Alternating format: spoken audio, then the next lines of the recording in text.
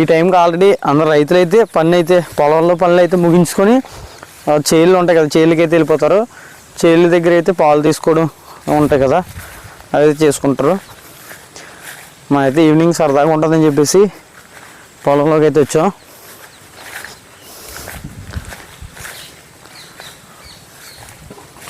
కానీ ఈవినింగ్ పూట కానీ నైట్ టైం కానీ పొలాల్లో ఎక్కువ తిరగకూడదు గైస్. ఎందుకంటే చూసాం కదా అక్కడ పాములు అయితే ఎక్కువ ఉంటాయి. మొత్తం ఇక్కడ చాలా చూసుకొని అయితే నడాలి.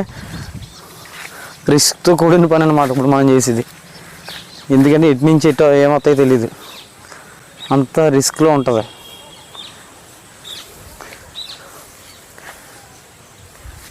అటు చూపించి ఒకసారి అట్మాస్ఫియర్.